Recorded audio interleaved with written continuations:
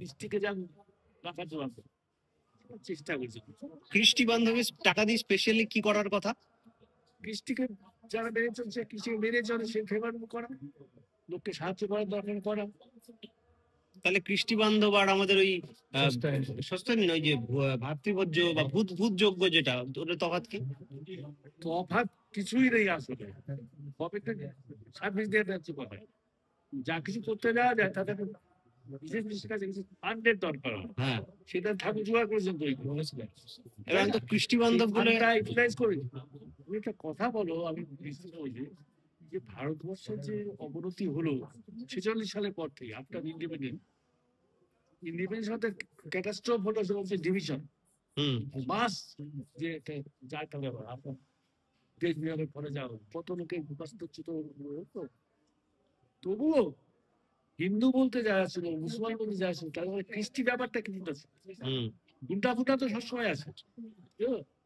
তারপরের থেকে আজকে এবং বাঙালিদের মধ্যে না ভাই, বাঙালি তো আমি কৃষ্টির মধ্যে কিছু আছে কি? সেই পাশ্চাত্যও তো নিতে পারছি না ঠিক মতো। পাশ্চাত্য না কিচ্ছু না, কি বল? পাশ্চাত্য দেখবে মদ খেয়ে মাতলামি করে। পাশ্চাত্যে ডিসিপ্লিন কেন নেয় না? পাশ্চাত্যে হেলথ প্রোগ্রাম কেন নেয় না? ক্লিনলিনেস কেন নেয় না?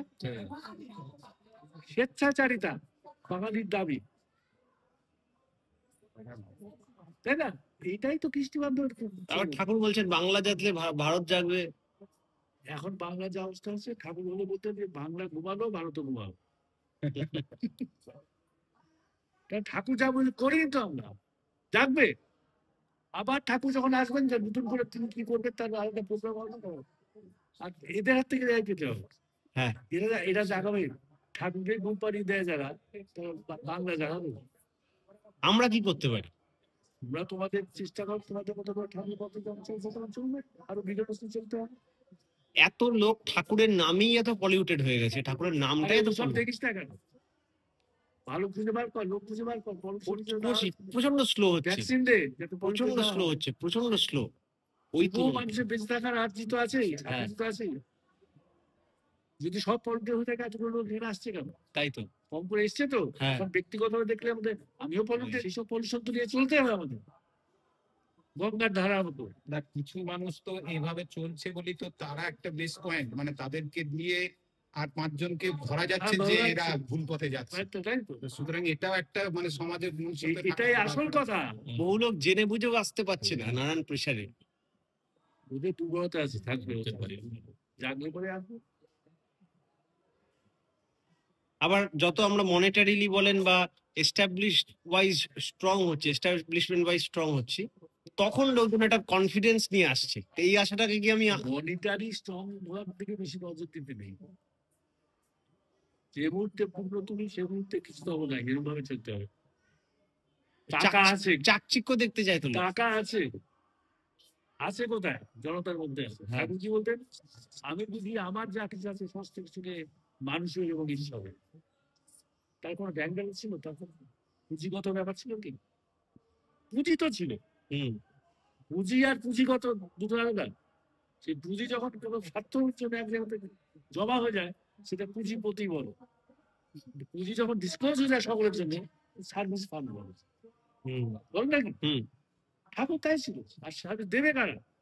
টাকা থাকলেই হবে না তো, সার্ভিস মেন্টালিটি থাকতে হবে, সার্ভিস উপর আগ্রহী থাকতে হবে। কিন্তু টাকা থাকলে হবে না, সার্ভিস দেওয়ার মতো মানসিকতা থাকতে হবে।